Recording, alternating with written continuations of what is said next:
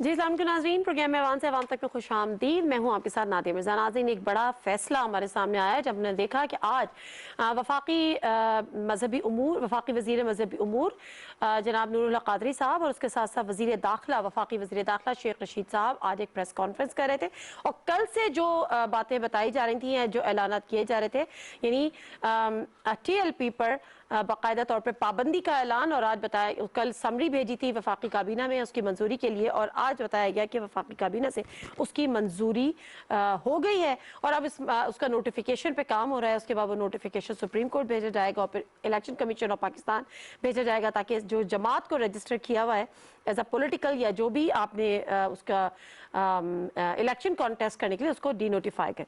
मैं थोड़ा सा पीछे जाती हूँ। हमें याद है 2009 में जब स्वात ऑपरेशन हुआ था और उस वक्त भी हमने देखा था कि तमाम, क्या वो ऑल्दो के पीपल्स पार्टी की उस वक्त वफाक में गवर्नमेंट थी, लेकिन जो अपोजिशन थी और जो गवर्नमेंट थी वो एक पेज पर थी। हमारे तमाम इदारे एक पेज पर थे और कौम भी मुत्तहिद थी और हमने एक बड़ी कामयाबी हासिल की थी। फिर हम आ जाते हैं 2014, यानी APS का जो एक इंतहाई दिलखराश वाकया जो भूले नहीं भूला जा सकता। उस वक्त भी 2014 वो साल था जिसमें PTI का धरना जारी था, 126 दिन का धरना, लेकिन उसमें उन्होंने वो ख़त्म किया। PMLN की हुकूमत थी, एक दफ़ा फिर सब एक दफ़ा साथ बैठे, इंतहा पसंदी के खिलाफ मुत्तहिद होने की बात की गई और उस पर अमल भी किया गया। नेशनल एक्शन प्लान, ये तमाम चीज़ें, नेक्टा, ये सब बने। आज एक दफ़ा फिर ज़रूरत है मुत्तहिद होने की। जो बेसिकली कल जब वज़ीर दाखिला ये बात कर रहे थे तो उन्होंने कहा था कि सियासी हालात की वजह से नहीं बल्कि TLP के किरदार की वजह से उनको बैन किया जा रहा है। वो किरदार क्या था? कानून पाकिस्तान का क्या कहता है कि जब आप किसी भी जमात पर पाबंदी लगाते हैं, पाकिस्तान का बेसिकली कानून जो कि एंटी टेररिज्म एक्ट है, वो ये कहता है कि हुकूमत को के पास ये इख्तियार है, यानी ये कानून हुकूमत को ये इख्तियार देता है कि वो किसी भी जमात जो कि दहशतगर्दी के किसी वाक़े में मुलव्विस हो या दहशतगर्दी के किसी वाकयात से उसका कोई बराह रास्त या बिलवास्ता या हस्ता ताल्लुक रखती हो, इसके बारे में, इस पर वो पाबंदी आयद कर दे। ये बात कानून में वाज़ेह है। ताहम जो बैंड ऑर्गेनाइजेशन है वो हुकूमत के सामने 30 दिन के अंदर अंदर नजरसानी की दरख्वास्त पेश कर सकती है और बाद इज़ा हाई कोर्ट में भी अपील पर जा सकती है। लेकिन कानूनी पोजीशन बहुत ज़्यादा वाज़ेह है कि वहाँ अपने आप को उसने डेफिनेटली, जो उस पर एलिगेशंस हैं वो उसने अपने आप को जो गिल्टी है उसको साबित करना है कि वो नहीं है। और फिर ये तमाम चीज़ें, आज की जो प्रेस कॉन्फ्रेंस थी उसमें बाकायदा तौर पर शेख रशीद साहब ने, जो वफाकी वज़ीर दाखिला है, उन्होंने बताया कि इनके अज़ाइम क्या थे और आगे जाके इनकी क्या तैयारियां थी या इन्होंने क्या क्या करना था। फिर जो एक्शन, जब हुकूमत किसी पे पाबंदी लगाती है तो वो कौन से एक्शन हैं जो उनके खिलाफ ले सकती है, यानी उनके दफातर को सील कर सकती है, करना होता है, जो उनका सारा लिटरेचर होता है वो तहवील में लिया जाता है, जो तमाम के तमाम दीगर material, press conferences are not allowed, press release, ये वो तमाम चीज़ों पे पाबंदी। तो मुख्तसरन ये कि आज हम बात करेंगे कि हम कितने मुत्तहिद हैं और जिसके खिलाफ हमें लड़ना है वो है इंतहा पसंदी। प्रोग्राम का करते हैं बाकायदा आगाज। जो हमारे साथ पैनलिस्ट मौजूद हैं उनसे आपका तारुफ करा देती हूँ। हमारे साथ मौजूद हैं उस्मान बसर साहब, स्पोक्स पर्सन है पंजाब गवर्नमेंट के। अस्सलाम वालेकुम बसर साहब, बहुत शुक्रिया आपके टाइम का। शाहिदा रहमानी साहब MNA है, पाकिस्तान पीपल्स पार्टी को रिप्रेजेंट करी है। अस्सलाम वालेकुम शाहिदा रहमानी साहब, बहुत शुक्रिया आपके टाइम का भी। ज़मीर हैदर साहब हमारे साथ मौजूद हैं, पॉलिटिकल एनालिस्ट हैं, अपना प्रोग्राम भी पब्लिक न्यूज़ पे करते हैं। अस्सलाम वालेकुम ज़मीर हैदर साहब, बहुत शुक्रिया जी आपके टाइम का भी। जब मैं ये बात करती हूँ कि हमें पूरी कौम को इससे मुत्तहिद होने की ज़रूरत है, किसके खिलाफ? एक सोच के खिलाफ। किसके लिए? नेशनल इंटरेस्ट के लिए। उस्मान बसरा साहब, कम अज कम हमने पिछली हुकूमतों में यही देखा है, पिछले अदवार में भी यही देखा है कि जब हमें इस किस्म की कोई नैरेटिव बिल्डिंग करनी है या इन चीज के अगेंस्ट मुत्तहिद होना है तो फिर गवर्नमेंट का रोल बड़ा रिस्पॉन्सिबल हो जाता है। आप तैयार हैं आज की हुकूमत वही रोल निभाने के लिए? बिस्मिल्लाहिर्रहमानिर्रहीम, बहुत शुक्रिया नादिया आपका। देखिए, सबसे पहले तो मैं आपसे यह करूँ कि जो आपने अपने इंटरव्यू के अंदर बात की है ये बड़ी ज़बरदस्त एक बात है और आज हमारी पूरी कौम अल्हम्दुलिल्लाह बिला तफरीक के सियासत इसके साथ खड़ी है कि पाकिस्तान को जिन बड़े चैलेंजेस का सामना है, अगर हम दो तीन को हाईलाइट कर लें तो उसमें एक्सट्रीमिज्म जो है वो सबसे बड़ा एक चैलेंज है। जैसे आपने सवाद के मामला का हवाला दिया, फिर यहाँ पे और भी बैन आउटफिट्स का हवाला दिया, हमें इसको हर सूरत वंस एंड फॉर ऑल इसके ऊपर काबू भी पाना है, इसके खिलाफ काम भी करना है और हुकूमत बिल्कुल कमर बस्ता है। आपको याद होगा कि जब हमारी हुकूमत बनी और कमोबेश 1.5 महीने की हुकूमत थी तो बड़े कादरी साहब से बाबा जी के नाम जिसको आजकल आप सुन रहे हैं, उन्होंने भी एक इस तरह के मामला किया था जब हमारी हुकूमत को, रियासत को, फौज के सरबराहान को बुरा भला कहा गया और एक इस तरह की मामला चलाया गया जिसमें एक्सट्रीमिज्म था, लोगों को मार कुटाई और जलाओ था। अल्हम्दुलिल्लाह तब भी हम लोगों ने मुतहद होकर हुकूमत ने, प्राइम मिनिस्टर ने के खिलाफ हम सीसा फैलाई दीवार की तरह खड़े हुए और रूल ऑफ लॉ की वो जंग लड़ी और फिर 2-2.5 साल ये लोग बिल्कुल उसमें डोरमेंट रहे। अब दोबारा जब ये मसला हमारे सामने खड़ा हुआ है, देखिए मैं आपके प्रोग्राम के तवज्जुह से भी बिल्कुल गवर्नमेंट इसके ऊपर क्लियर है, हम तमाम सियासी जमातों को इसके ऊपर ऑन बोर्ड लेंगे क्योंकि ये किसी एक सियासी जमात का मसला नहीं है। Exactly. पाकिस्तान की एक जो नजरियाती बका का मसला है। सही है। किसी सूरत की इजाजत नहीं दी जा सकती। आज इमरान खान की हुकूमत है, कल जैद की हुकूमत होगी, फकर की हुकूमत होगी। हमें रियासत को मजबूत करना है और इस तरह के तमाम जो एलिमेंट्स हैं जिनको हम कहते हैं, अब ये तो कोई मसला नहीं कि मैं बिल्कुल ठीक है। मैं जरा इस पे ऑपोजिशन की भी राय ले लूं, फिर दीगर कुछ इश्यूज पे ही बात करेंगे, थोड़ा सा पॉलिटिकल बात भी कर लेंगे। यानी कि शाहिदा रहमानी साहिबा, जब मैं बात कर रही थी 2009 की, आपकी गवर्नमेंट थी, आप लोगों ने भी गवर्नमेंट के साथ साथ ऑपोजिशन को ऑन बोर्ड लिया था। आज आप ऑपोजिशन है, ये गवर्नमेंट है, उसी तरह से आप लोगों का साथ एक्सपेक्ट किया जाए जिस तरह से 2009 में ऑपोजिशन ने आपके साथ खड़े हुए थे, मीडिया आपके साथ खड़ा हुआ था, अवाम आपके साथ खड़ी हुई थी। शाहिदा रहमानी साहिबा। बहुत शुक्रिया नादिया। सबसे पहली बात तो ये कि किसी भी किस्म के ये जो दहशतगर्दी के इस तरह के वाकयात हैं, इसमें पाकिस्तान को बहुत ज्यादा, आपने देखा माजी में हमने बहुत ज्यादा नुकसान उठाया है और आज तक पाकिस्तान उसकी कीमत अदा कर रहा है। और जितने भी पाकिस्तान पे पाबंदियां लगी हैं, जो कुछ भी हुआ, खुदकश बमबार, ये आपको याद होगा कि 2001 से लेके 2010, 11, 12 तक, बल्कि 13, 14 तक हम इस तरह के वाकयात रोज देखते थे। जब टीवी खोलते थे, हमारे अफवाज पाकिस्तान के सिपाही, हमारे लॉ एनफोर्समेंट के तमाम लोग, इसके अलावा हमारे सिविलियंस, हमारे मसाजिद, हमारी मामबारगाहें, हमारी इबादत गाहें, कोई चीज महफूज नहीं थी। मुझे याद है कि हमारे 2-3 रमजान मुबारक ऐसे गुजरे थे कि एहतिकाफ में बैठने वालों के साथ भी जो है वो जो कुछ हुआ तारीख में देखा और इसकी बहुत भारी कीमत हमने अदा की। जो 2009 में तमाम पार्टीज बैठे हैं वो इसीलिए इकट्ठा होकर बैठे कि हमें दहशतगर्दी से निकलना है।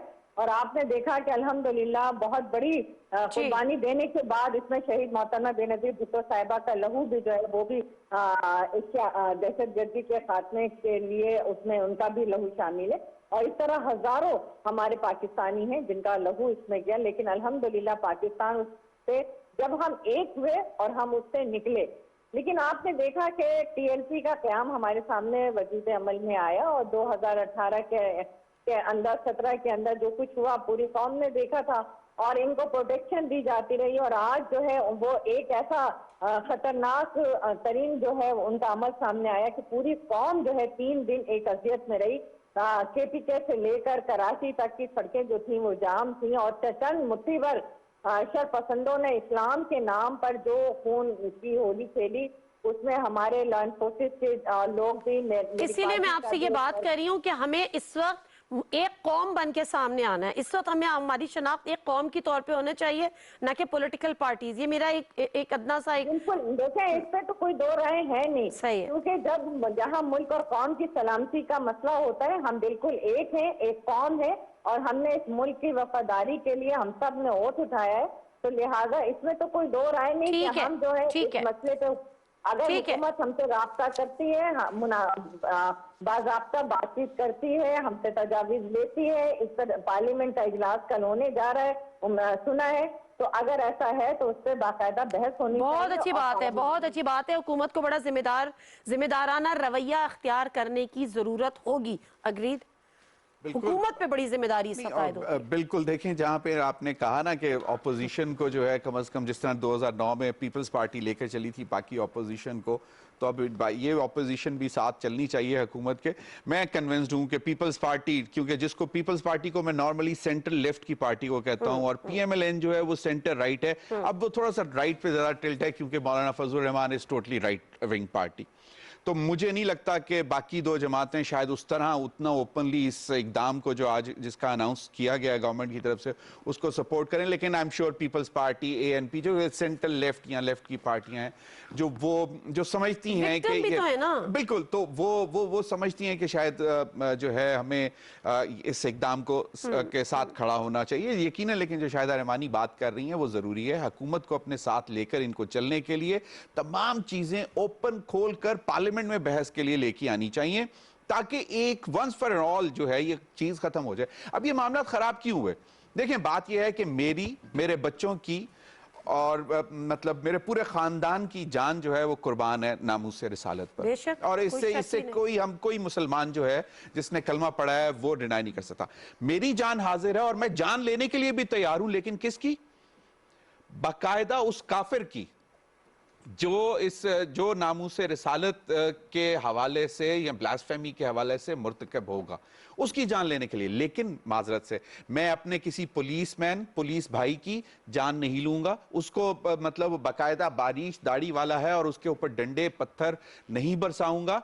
वो भी अल्लाह अकबर के नारे लगा रहा है, वो भी कलमा पढ़ रहा है और वो भी आपसे माफी मांग रहा है, लेकिन आप उस वक्त एक जुनून, दहशतगर्द और पागलपन में आए हुए हैं, और फिर आप कहते हैं कि ये इस्लाम का नाम है। तो ये जो इकदाम हुआ है, ये माजरत से मेरा मतलब, आई एम नॉट एड्रेसिंग ये दीज पॉलिटिकल पार्टीज, मैं उनसे मुखातिब कर रहा हूं, मैं उनसे बात कर रहा हूं कि भाई ये आपके साथ जो हुआ है, यू आस्क्ड फॉर इट, आप लोग ये चाहते थे कि ऐसा हो, आप लोगों ने मजबूर किया कि ऐसा हो, वरना पुरअमन एहतजाज। और देखें बात क्या थी कि जी आपने एम्बेसडर को किक आउट करना है, क्यों करना है भाई?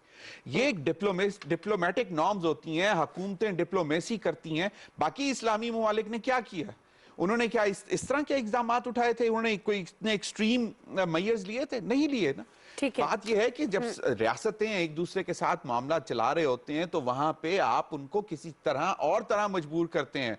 बाकायदा पहले भी होता रहा, आपने देखा नहीं वो जो सानिया जो हुआ था जहां पे मस्जिद में उसने पागल ने जाके कितना, और उसकी प्राइम मिनिस्टर जो खातून थी वो किस तरह एक मुसलमान के घर गई, न्यूजीलैंड की बात कर, न्यूजीलैंड की बात कर। तो बात यह है कि ये वो डिप्लोमेटिक प्रेशर बिल्ट हुआ था ना न्यूजीलैंड के ऊपर, वरना उनको क्या था? और फिर वो इनबिल्ट जरा अच्छे लोग थे। तो बात यह है कि आप डिप्लोमेटिक प्रेशर से डिप्लोमेटिक एंगेजमेंट्स रखते हो, आप एंगेज करते हो अगलों को, सबको, और उसके बाद फिर यहाँ तो फिर ये था कि अगर वो कह रहे थे ना शेख रशीद साहब कि वो जो चाह रहे थे, वो तो चाहते कि तमाम यूरोपियन सफीर्स को जो एम्बेसडर्स हैं या वो उनको तो हम मुल्क बदरी कर दें। अच्छा, एक चीज मैं फिर आगे थोड़ा स्विच कर जाऊंगी इस टॉपिक से। बसरा साहब मुझे बताएगा कि आज भी प्रेस कॉन्फ्रेंस में यही बात की गई वफाकी वजीर मजहबी उमूर की जानिब से भी और वजीर दाखिला की जानिब से भी, खासतौर पे पंजाब जो इससे बड़ा इफेक्ट हुआ, लाहौर, जो तमाम चीज़ें हुई, मैं उनको रिपीट भी नहीं करना चाहती। मुझे एक तो मुख्तसरन ये बता दीजिएगा कि किस तरह से अभी आप लोगों ने मुकम्मल तौर पर तमाम जगहों को खुलवा दिया गया है, तमाम जगहों पे लॉ आपका कंट्रोल है कानून नाफिज करने वाले इदारों का, प्लस इनकी क्या आपके पास इत्तलात थी कि मतलब अगले चंद दिनों में या जो डेडलाइन इनकी पूरी हो रही थी, क्या उनके इरादे थे जो आप लोगों ने इनको इंगेज किया हुआ था, लेकिन उसके बावजूद वो फैजाबाद पे भी आने पे बजिद थे और पता नहीं क्या उनकी कार्रवाइयां थी जिसकी बिना पे ये स्टेप लिया गया? अच्छा नादिया, मैं खुद भी मैं आपको बताऊं कि पूरे पंजाब के अंदर वोट सदर से लेके तो तक का पुल है, 99% के रास्ते खुले हुए हैं। लॉ एनफोर्समेंट एजेंसी, तमाम कानून नाफिज करने वाले इदारे, बिलखुसूस हमारी पुलिस, और मैं आज आपके प्लेटफॉर्म से पुलिस को जबरदस्त अप्रिशिएट करना चाहता हूँ। पुलिस की कुर्बानी लंबी दास्तान है, लेकिन हम उस तरफ कभी अप्रिशिएट नहीं कर पाए। मैंने तो आज अपनी पार्टी के जो लोकल हमारी लीडरशिप है उनसे कहा है कि आप जाएं पुलिस को जाकर फूल पेश करें, तो जहाँ लोग खड़े हैं उसको जाके अप्रिशिएट करें, उनको समझाएं कि आपने कुर्बानी दे के इस मुल्क के अंदर लाजवाब अपनी कुर्बानी से चीज साबित की है कि जो आपके ऊपर एक स्टिग्मा रहा है उसको आपने धोने की कोशिश की है और कौम आपको अप्रिशिएट करती है। अब दूसरी बात यह है कि देखिए टीआरएस जो है ये इन्होंने मदद की आड़ के अंदर आए हुए हैं। आप तमाम इलेक्शन के अंदर इनकी प्रेजेंस है। जनरल इलेक्शन 2018 इन्होंने लड़ा है। अभी भी जो जस्टा के अंदर NA-75 में इनके कैंडिडेट्स थे, वजीराबाद के अंदर इनके कैंडिडेट्स थे। तो ये एक मजहबी जमात के लिबास में असल में सियासी जमात है। और मसला ये दरपेश है कि क्योंकि रजीव साहब के दुनिया से चले जाने के बाद इनको कोई भी सब्सटेंशियल लीडरशिप अवेलेबल नहीं है। और जो किरदार है, अभी जिन साहब को भी गिरफ्तार किया गया है, जो इनके सरबराह हैं, उनका किरदार तो अफसर कादरी साहब की वीडियोज में सबको मालूम हो चुका है कि किस किरदार के हामिल है। तो एक तो यहाँ पे लीडरशिप का फुकदान है और उस वजह से एक जज्बातियत जो है वो मजहब के रूप में हमारे सामने आ रही है। असल में ये लोग सोच रहे थे कि जो रमजान का महीना है, क्योंकि इसमें मुसलमान जो है वो अपनी इबादत और इस्लाम का जो मामला है वो बड़ा अबूझ होता है, हर बंदा जो है वो बड़ा मुसलमान हुआ फिरता है। तो 23 तक तो हम कैश करेंगे और एक यहाँ से ले जाएंगे निकाल के एक लॉन्ग मार्च जाके इस्लामाबाद में बैठ जाएंगे और उनके लोग भी हमें बड़ा आ रहे होंगे हमारे साथ। तो देखिए इसी सूरत में आप देखिए कि पिछले आप एक लंबे अरसे से कब से प्राइम मिनिस्टर इस ऑफिस के अंदर आए हैं, उनसे बड़ा अश्क रसूल कौन है? किसने मुकदमा लड़ा है ताकि आप सल्लल्लाहु अलैहि वसल्लम की हुर्मत का और तकरीम का पूरी दुनिया के सामने एक कौम मुतहदा से लेके। और फिर सबसे बड़ा क्वेश्चन तो वो है जो अभी ज़मीर रज़ा साहब ने भी उठाया कि मुझे ये समझा देना कि जो जिन पुलिस वालों को आप कूट रहे हैं उनका इसमें रोल क्या है, उनका अमल दखल क्या था उसमें? तादियत में अभी एक टाइम से मेरी नजर दे दीजिए, ज़मीर भाई बड़ी जबरदस्त बात की है। मैं आप तमाम लोगों से जो पिछली रहनुमाई का फरीज़ा अंजाम दे रहे हैं, अल्लाह ताला ने आपके ऊपर आपके ज़मीर भाई की और आपकी पूरी जो एक क्लास है उसके ऊपर एक जिम्मेदारी है कि आप दूसरी रहनुमाई कर रहे हैं। आपका ही बहुत बड़ा एक फर्ज है कि आप लोगों को हमें ये बताएं कि ये सफेद है, ये क्या है और ये ग्रे एरिया है। अब देखिए फ्रांस के एक मामला हुआ, उसके बाद तो अलहमद डिप्लोमेटिक प्रेशर से अभी तक वो उसकी मामला बेहतरी की तरफ जा रहे हैं, लेकिन उस पुलिस मैन का क्या कसूर है जो बेचारा आप समझ के अपनी ड्यूटी अदा कर रहे हैं? वो लोगों के गरीबों के रिक्शे जला दिए, लोगों के घरों को आपने डैमेज कर दिया, लोगों की गाड़ियां तोड़ दी, पूरे मुल्क के अंदर कियोस्क क्रिएट कर दिया। हुकूमत का कि इस मुल्क के 22 करोड़ लोगों का नाउज बिल्ला देना है आप की। ठीक है, हम तो हुर्मत मोहम्मद रसूल के पासबान हैं। मैं आप सब हम सबको तो एक जो दुनिया के अंदर राइज तरीका है पॉलिटिकली डिप्लोमेटिकली प्रेशर रेज करना है, वो प्राइम मिनिस्टर कर रहे हैं, लेकिन तशद्दुद की इजाजत बच्चों को नहीं दी जा सकती। और इसमें आपका ज़मीर भाई का और आपकी का बड़ा किरदार है। इस चीज को रायामा को बनाइए, ठीक है, तो सही समझ में रहता है। बिल्कुल ठीक है, बिल्कुल ठीक है बसरा साहब, बिल्कुल ठीक है। शाहिदा रहमानी साहब मुख्तसर बता दीजिएगा कि आप अगर कल नेशनल असेंबली का इजलास होता है, एक्सपेक्ट किया जा रहा है, तो आप लोग क्या गवर्नमेंट से एक्सपेक्ट करते हैं कि असेंबली में ये मामला लेकर आए और सब इसको इत्तेफाक राय से मंजूर करें, या उससे पहले आप लोगों से राब्ते हों? आप लोग तो तैयार हैं, लेकिन अगेन जिस तरह से बात हो रही है कि दीगर जो अपोजिशन जमातें हैं वो भी इस कार्रवाई का या इस कंसेंसस का हिस्सा बनती हैं या नहीं बनती हैं, मगर as far as the people's party is concerned, your take? देखिए नाज़िर, जैसे आपने पहले भी अर्ज किया कि हुकूमत की बहुत भारी जिम्मेदारी होती है। हुकूमत को क्या जरूरत उस वक्त पड़ी थी जब आपने इनके साथ एग्रीमेंट किया और जब डेट करीब आने लगी तो आपने मिसहैप किया जिस तरीके से ये को डील किया। मैं समझती हूँ एग्रीमेंट करने की भी जरूरत नहीं थी, आपको किसी के हाथों ब्लैकमेल नहीं होना चाहिए था। डेट फर्स्ट आपको असेंबली में लेकर आना चाहिए था, वहाँ डिस्कशन होती, वहाँ इसके तमाम पहलुओं पर जब डिस्कशन होती तो हम किसी नतीजे पे पहुंच सकते थे। और आज भी मैं समझती हूँ कि अब अगर सेशन हो रहा है और हुकूमत जो है अपोजिशन से राब्ता करती है और उस पर बाकायदा पार्लियामेंट ही वो वाहिद जगह है जहाँ पे तमाम मसाइल को हल किया जाता है, क्योंकि Pakistan people's party day first से यही कहती है कि पार्लियामेंट के अंदर तमाम मसाइल को डिस्कस करना चाहिए। पार्लियामेंट ही वो फोरम है और पार्लियामेंट की बालादस्ती के लिए जो हमने मेहनत की, जो कुर्बानियां दी, यही वो फोरम है कि इसके ऊपर तमाम इशूज को डिस्कशन करना चाहिए। यहाँ 1800 आवाम के नुमाइंदे बैठते हैं और वो इस पे फिर हासिल गुफ्तगू होती है और फिर हम किसी नतीजे पे पहुंचते हैं। लेकिन इस तरीके से जिस तरह हुकूमत ने माजी में भी किया, पहले जब ये अपोजिशन में थे तो आपको याद होगा आज जो क्लिप्स चल रहे हैं कि जो मुझे कहना नहीं चाहिए, लेकिन जो आज प्रेसिडेंट ऑफ पाकिस्तान है, जो प्राइम मिनिस्टर के मनसब पे हैं, जो वजीर दाखिला है, वो तमाम स्टेटमेंट सोशल मीडिया पे चल रहे हैं। तो वो कितना शर्मिंदगी का बायस है कि उस वक्त आप कहते थे कि कानून को हाथ में लेने की बात करते थे, आप कहते थे कि सड़कों को चले मेरा ख्याल है माजी को कभी ये नेशनल इंटरेस्ट में हमें माजी बुला के मुस्तकबिल पे नजर रखनी चाहिए और रखनी पड़ती है और रखनी होगी। तो अच्छी बात है, हम ये वक्त की जरूरत है, ये वक्त की जरूरत है। बेसिकली हमें इस माइंडसेट से निकलना है, हमें इस सोच के खिलाफ लड़ना है। शाहिदा रहमानी साहबा, जैसी अपोजिशन मिली है कि जो कि जमहूरियत पे ठीक है, नैरेटिव बिल्डिंग की जरूरत है। जो नेशनल एक्शन प्लान था वो भी इसी कॉन्टेक्स्ट में, इसी सिनेरियो में बनाया गया था। कहते हैं कि नेशनल एक्शन प्लान पे इम्प्लीमेंटेशन होना चाहिए, अगर वो होता। हाँ, exactly, this is my point. मैं ब्रेक ले लूं, ब्रेक से वापस आती हूँ तो जरा पॉलिटिकल सिनेरियो पे भी बात करते हैं, क्योंकि जो पीडीएम है उसका मुस्तकबिल क्या होगा। मौलाना साहब पीडीएम के सदर हैं, लेकिन पीपल्स पार्टी कहती है पीडीएम तो बनाने वाले हम हैं, तो पीडीएम से हम नहीं निकल सकते।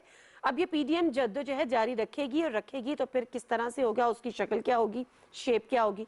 बज़ाहिर इस तरह पीपल्स पार्टी जो है वो कंफर्टेबल नहीं है पीएमएलएन के साथ। तो पीएमएलएन में अगर शहबाज शरीफ साहब की जमानत हो गई है, वो वापस आ जाते हैं और वो पीडीएम को टेक ओवर कर लेते हैं, तो क्या कंफर्ट लेवल जो है वो पीपल्स पार्टी का पीएमएलएन के साथ बढ़ जाएगा? ये जो वर्किंग रिलेशनशिप, हमेशा से ये बात करते हैं कि पीएमएलएन लंदन और PMLN Pakistan. Let me take a short break, वापस आते हैं, जानते हैं।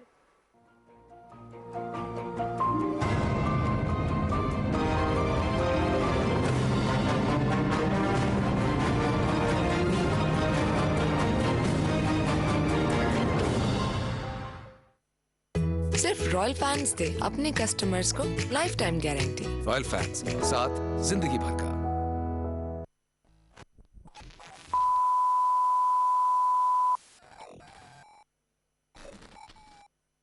होम डिलीवरी के लिए अभी royalfans.com पर ऑर्डर करें।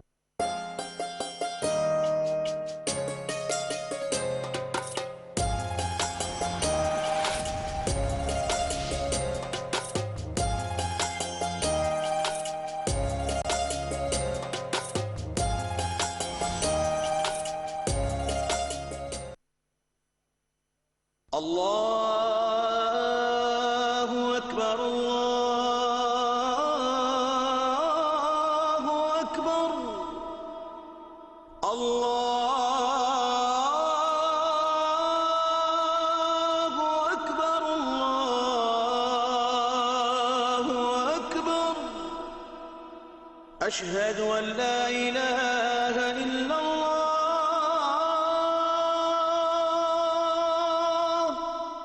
أشهد أن لا إله إلا الله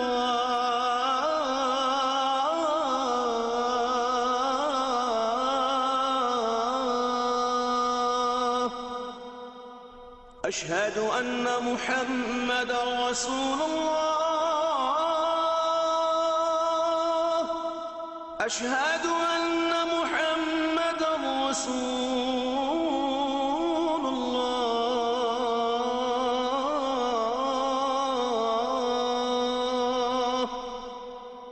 حي على الصلاة حي على الصلاة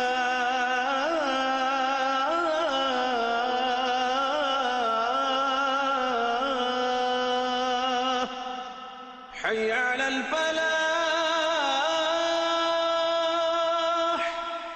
حي على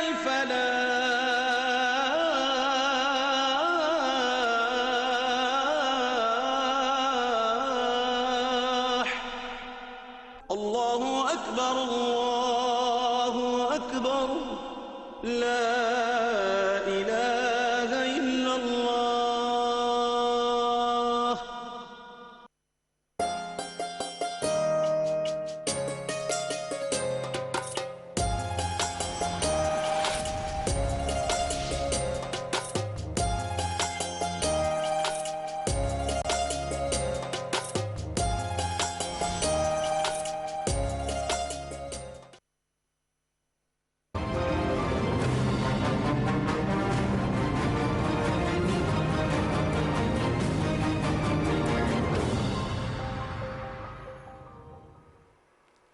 जी नाज़रीन, प्रोग्राम में एक दफ़ा फिर आपको खुश आमदीद कहते हैं। जी ज़मीर हैदर साहब, पीएमएलएन लंदन और पीएमएलएन पाकिस्तान, पीपल्स पार्टी जो कहती है कि हमारी पीडीएम तो है ही हमारी, मतलब we are the one who made PDM, तो फिर वो किसके साथ ज्यादा कंफर्टेबल होगी आने वाले दिनों में, पीएमएलएन लंदन या पाकिस्तान? पीपल्स पार्टी तो डेफिनेटली हमजा शहबाज और मियां शहबाज शरीफ के साथ बात करने में ज़्यादा कंफर्टेबल फील करेगी।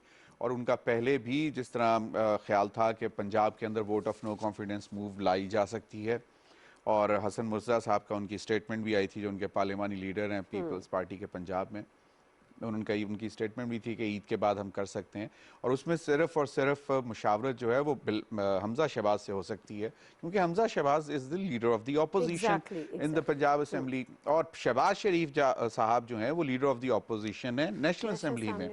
तो ये दो वो शख्सियात हैं जिनसे पाकिस्तान पीपल्स पार्टी भी बड़े कंफर्टेबल तरीके से बात कर सकती है। और मैं ये समझता हूं कि अगर ये फैक्शन पीएमएलएन का, जिसको कायरा साहब ने बड़ा क्लियरली डिवाइड कर दिया है कि PMLN London and PMLN Pakistan या पीएमएलएन पंजाब या पीएमएलएन लाहौर, तो अगर आप ये कर लें तो उसमें आप स्क्वीज करते चले जा रहे हैं उसको। तो उसमें मेरा वैसे जाती ख्याल है कि जब ये फैक्शन अगर पीडीएम में आके बैठेगा तो वो जो अभी तक शायद इस्तीफे मंजूर नहीं किए गए, जो ओहदों से रिजाइन किया है पीपल्स पार्टी ने पीडीएम के ओहदों से, वो शायद वो रिजाइन ना होने दें और उनको वापस वो बुलाएं, जोर लगाएं वापस बुला के, और फिर एक ड्राइविंग सीट में पीपल्स पार्टी फिर बैठ के।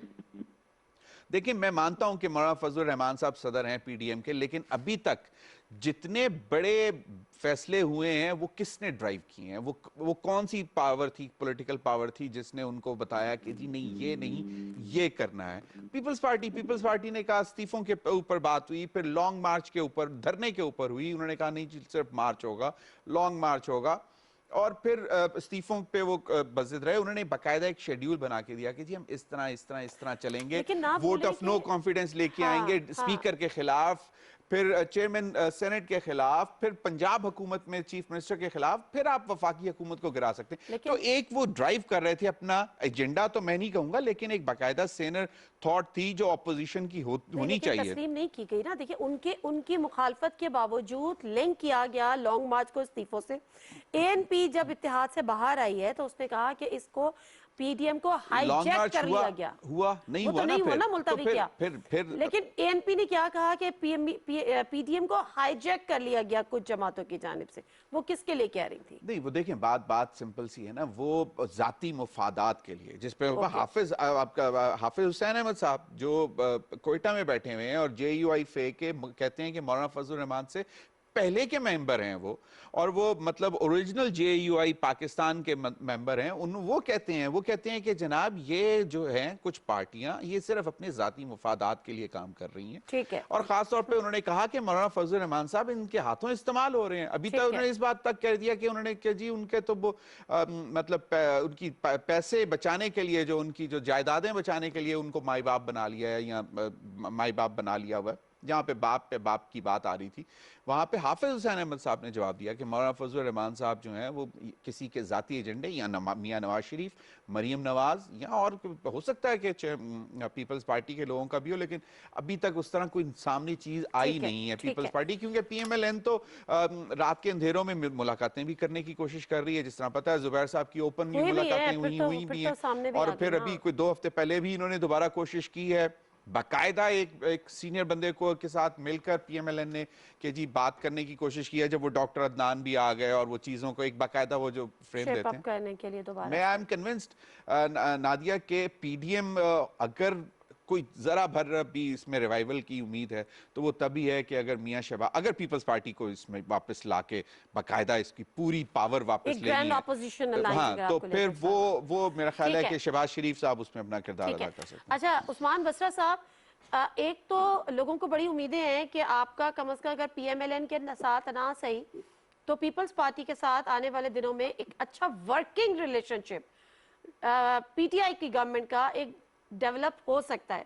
लेकिन दूसरा जो सिनेरियो बन रहा है पॉलिटिकल, कि अगर मुफाहमत वाली सियासत के लोग आके पीडीएम को टेक ओवर कर लेते हैं तो फिर पीपल्स पार्टी का एक वर्किंग रिलेशनशिप उनके साथ भी बेहतर हो सकता है। आपकी बहैसियत हुकूमत और एक वर्किंग रिलेशनशिप आप किससे करना बेहतर चाहेंगे? पूरे ग्रैंड ऑपोजिशन अलायंस को आप चाहते हैं कि आप उनको कॉन्फिडेंस में लें, इंगेज करें, डायलॉग्स की तरफ आए, या इंडिविजुअल पार्टीज से? देखिए नादिया, शुरू दिन से प्राइम मिनिस्टर जो है इस बात के ऊपर बिल्कुल क्लियर हैं कि जो अपोजिशन है उसका रोल, क्योंकि उन्होंने खुद एक बड़ी लंबी और बड़ी तगड़ी और बड़ी जेन्युइन अपोजिशन की है, और किसी भी जमहूरी मुआशरे के अंदर और किसी भी जमहूरी कदरों की पनपना और उनकी मजबूती के लिए एक कंस्ट्रक्टिव अपोजिशन बड़ी लाजम मलजूम है। हम तो पहले दिन से कह रहे हैं कि देखिए, आप जो अपोजिशन इल्जामात लगा रही है, तो आइए पार्लियामान से लेके, आइए कमेटियों से लेके हर जगह बैठिए, कंस्ट्रक्टिव अपनी इनपुट दीजिए। आप देखिए, लेकिन ये अपोजिशन कहीं बैठने को तैयार नहीं है। हम आज भी इनसे ये कह रहे हैं, वो पीपल्स पार्टी है, मुस्लिम लीग नून है, या दूसरी जमातें हैं जो इस अलायंस का हिस्सा हैं, कि आप कहते हैं ना, आप कहते हैं, हम तो इसको समझते हैं कि आप एक पोलिटिकल नैरेटिव लिए फिरते हैं, लेकिन आप कहते हैं कि इलेक्शन के अंदर धांधली हुई थी। हम कहते हैं कि इंतखाबी इस्लाहात के लिए आइए हमारे साथ बैठिए। आप कहते हैं कि कुछ मामला इस तरह हैं जो बेहतर नहीं है, उस पर बात करने की जरूरत है, तो हम कहते हैं आइए। आप कहते हैं कि नैब के कवानीन को तब्दील कर दें, उसके ऊपर तो बहस नहीं हो सकती ना, कि जो आप उठा के ले आए 34 शिकें। लेकिन हम ये कह रहे हैं कि पीपल्स पार्टी हो, मुस्लिम लीग नून हो, हुकूमत जो है वो प्राइम मिनिस्टर बिल्कुल क्लियर है कि उनके साथ बैठ के बात करनी चाहिए, मजबूत पार्लियामान के लिए, आइन की बेहतरी के लिए, कानून में बेहतरी के लिए, कानून में इस्लाहात के लिए, इंतखाबात की निज़ाम को मजबूत करने के लिए। लेकिन उसके लिए हम सिर्फ एक ही बात कहते हैं कि जब आप ले आएंगे कोई ऐसा तरामीम ले आएंगे या आप सिर्फ अड़ जाएंगे एनआरओ के ऊपर, तो बात आगे नहीं बढ़ सकेगी। और मैं क्विकली जरा शायद आपा की खिदमत में ये अर्ज करूं कि जब हम कहते हैं कि एनआरओ का जिक्र करने से चूकते नहीं है आप लोग। आपको पता है कि वो एक बड़ा वीक पॉइंट है, मगर आप एक फुलझड़ी है। नहीं, मैं एक छोटी सी बात करना चाहूंगा उस्मान बसरा साहब भी और खासतौर पर शाहिदा रहमानी साहब से भी। बात ये बड़ी सिंपल सी है कि अब तो ऑपोजिशन को बेसिकली इन चीजों से हटकर जो है अवामी मसाइल पर, अभी मैं देख रहा था गैलप का सर्वे, मैं आपको शेयर करना चाह रहा था कि कल आया गैलप का सर्वे, और ये इमरान खान साहब जब ऑपोजिशन में थे तो बाकायदा कोट करते होते थे कि देखें जी ये गैलप गिलानी सर्वे जो है उसमें ये इतना आ गया। अब एक जो गैलप गिलानी सर्वे जो कल आया है, इसमें बड़ी एक तकलीफदेह चीज थी। उसमें क्वेश्चन ये था कि पिछले 7 दिनों में आपने क्या इकदामात किए अपने घर के मामला चलाने के लिए, हाउस होल्ड चलाने के लिए। शाहिदा रहमानी साहब ये जरा सुनिएगा। 21% लोग कहते हैं कि उन्होंने अपने अजीजों से या दोस्तों से कर्जा लिया, फाइनेंशियल मामनत ली, सपोर्ट ली, ठीक है। 17% कहते हैं कि उन्होंने अपनी इनकम बढ़ाने के लिए कोई और तरीके भी ढूंढे, यानी कि 2-2 शिफ्टों में काम करने के लिए, और 12% कहते हैं कि उन्होंने लो प्राइस फूड खाना शुरू किया, क्वालिटी पे कंप्रोमाइज किया, कि वो महंगाई बर्दाश्त नहीं कर पा रहे हैं। और सबसे ज्यादा तकलीफदेह चीज, उस्मान बसरा साहब ये जरा आप भी सुनिएगा, कि 11% लोगों ने कहा कि हमारे खानदान में, एक फैमिली में 1 से 2 बंदों का खाने का शेयर हमने कम किया, यानी कि माँ बाप ने 2 रोटी के बजाय 1 खाई ताकि बच्चे खा सकें। यह है इस वक्त 1 हफ्ते का सर्वे जो बेसिकली रमजान के दूसरे रोज, पहले रोज जारी हुआ, यानी कि कल। ये चीजें हैं जिनको इस वक्त ऑपोजिशन को लेकर चलनी चाहिए और हुकूमत को इस पे फोकस करना चाहिए। 1.5 साल हो गया है प्राइम मिनिस्टर इमरान खान साहब ने हर हफ्ते में 2 से 3 मीटिंग्स चेयर की हैं इस इशू पे, महंगाई पे, अवेलेबिलिटी पे, इंपोर्ट पे। बसरत साहब जल्दी से इस पे कमेंट कर दें, फिर मुझे शाहिदा रहमानी साहिबा की तरफ जाना है। मैं जमीर भाई ने जो बात की, मैं ये सर्वे मेरी नजर से गुजरा है, यही इसी तरफ मैं भी इशारा कर रहा हूँ कि देखिए पाकिस्तान के लोगों की जिंदगी में बेहतरी लाने के लिए हम सबको साथ मिलके एक साथ, जब शाहिदा रहमानी बात करती हैं और कहते हैं हुकूमत को फलां काम नहीं कर रही और हुकूमत ने ये फलां काम, वो अपोजिशन है, उनका काम है ये करना। नहीं आप मेरी नादिया, आप ना भड़का करें ना। नादिया मैं भड़क नहीं रहा हूँ, मैं सिर्फ उनकी खिदमत में अर्ज कर रहा हूँ और उनको याद दिलवा रहा हूँ कि पिछले 13 साल से तवातर के साथ, और अभी भी आप भी सिंध का हुकूमत का हिस्सा हैं और आपके पास सिंध के कुल माल के मुख्तार आप लोग हैं। तो लेट्स सिट और ये लोगों को ब्लेम गेम करना हम छोड़ दें। अगर ये अपोजिशन है मरकज में नादिया, तो सिंध के अंदर मैं अपोजिशन हूँ, मैं तो भड़क नहीं रहा हूँ। मैं कह रहा हूँ कि आज भी सिंध के मामला को बेहतर करने की जरूरत है, वफाक में मामला को बेहतर ठीक है, we got your point sir, we got your point. मैं जरा शाहिदा रहमानी साहिबा से बात कर। शाहिदा रहमानी साहिबा, ये जो गैलप सर्वे जो उसका ज़मीर अदर साहब ने जिक्र किया, ये है असल इश्यूज। मेरा ख्याल है तमाम जो पॉलिटिकल पार्टीज हैं वो पावर पॉलिटिक्स से निकल के कुछ अरसे फोकस्ड हो जाएं अवामी इश्यूज पर, अवामी इश्यूज पे प्रेशर बिल्ड करें, अवामी इश्यूज को एड्रेस करने के लिए गवर्नमेंट को जोर डालें, तो वो मेरा ख्याल है असल में आप मुल्क को और कौम को सर्व करेंगे। शाहिदा रहमानी साहिबा। नादिया, अभी मेरे भाई जिस तरह बसरा साहब फरमा रहे थे कि हम तो चाहते हैं कि पार्लियामेंट को तो आपने लॉक लगा दिया है, पार्लियामेंट को तो आपने ताले लगा दिए हैं, ऑर्डिनेंस के थ्रू आप हुकूमत चलाते हैं, आप इजलास बुलाते हैं। आप पहले कहा करते थे कि हुकूमत का पैसा जाया होता है, आप इजलास फ्राइडे को बुला रहे हैं ताकि सैटरडे संडे का टीए लगे, फिर मंडे ट्यूसडे इजलास होगा, फिर वेडनेसडे थर्सडे छुट्टी होगी, तो आप फिर फ्राइडे इजलास होगा, फिर ये 10 दिन का इजलास खत्म होगा, जिसके अंदर 1 घंटा भी बहस नहीं हो पाती आवाम के इशू पे। मैं मुतादिद बार जो है अपने कॉलिंग अटेंशन, अपनी रेजोल्यूशन, अपने इमोशंस, अपने बिजनेस जमा कराती हूँ कि हम महंगाई पर, बेरोजगारी पर डिस्कशन कर सकें। इससे अच्छा कोई प्लेटफॉर्म नहीं है।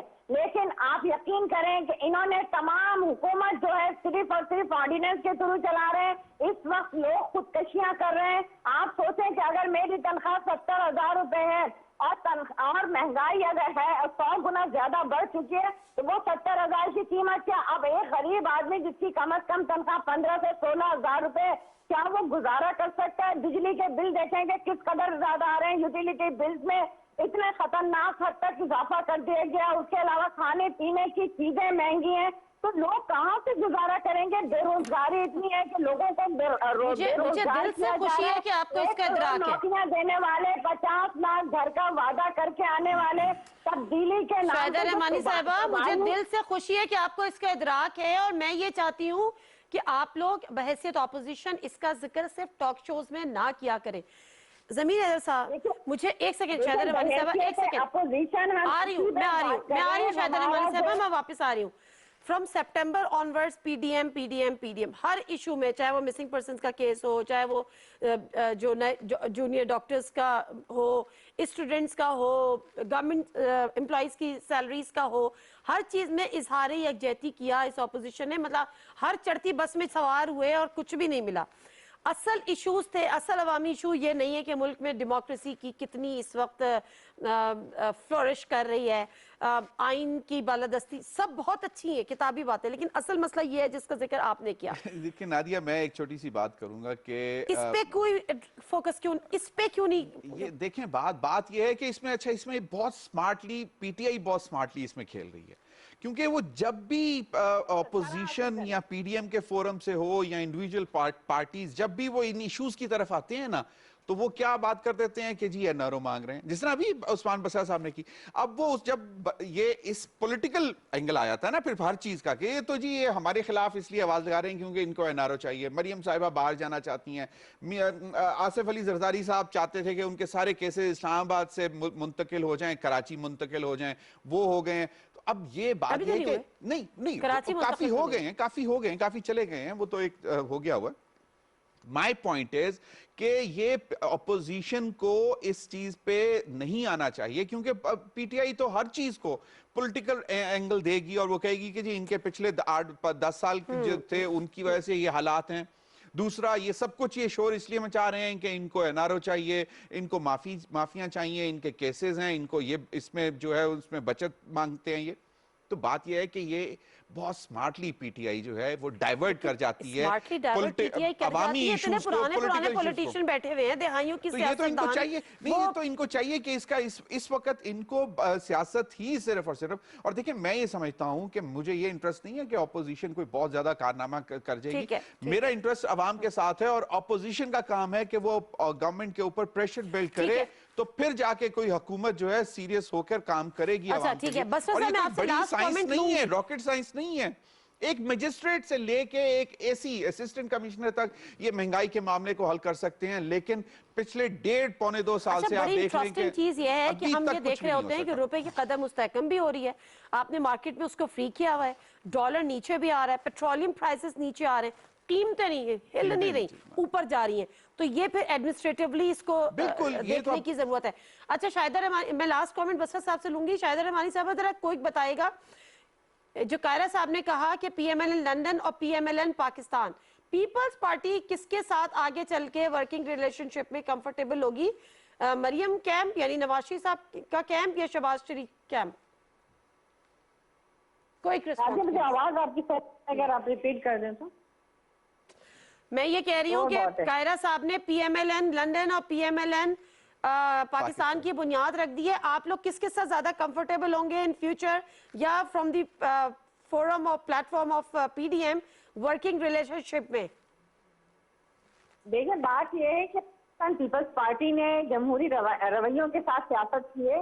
पीएमएलएन ने जिस तरीके से अभी किया है, जाहिर है मुस्किन आज से मजम्मत करते हैं, क्योंकि जो जहां तनाज़ा शुरू हुआ वो असल चीज उन्होंने इसको इशू बनाया कि चेयरमैन अपोजिशन लीडर जो है पीपल्स पार्टी ने क्यों लिया। तो हमारे पास अक्सरियत थी हमने आपको नेशनल असेंबली में दिया। ये कोई छोटी छोटी आप किसके साथ कंफर्टेबल होंगे ज्यादा? बात करें, जब हमने शुरू दिन से कहा इस चीज से नहीं देंगे, हम पार्लियामेंट में रहकर सियासत करेंगे। और देखें 2018 के यानी मुफाहमत की सियासत पार्लियामेंट में नहीं जा रहे थे तो हमने इन्हें आमादा किया पार्लियामेंट में आने का। 2007 में भी इन्होंने बाइकआउट का ऐलान किया। ठीक है बसरा साहब लास्ट कमेंट कर दें। ठीक है, कहने से इन्होंने इस्तीफों से नती किया। बसरा साहब last comment please, closing comment.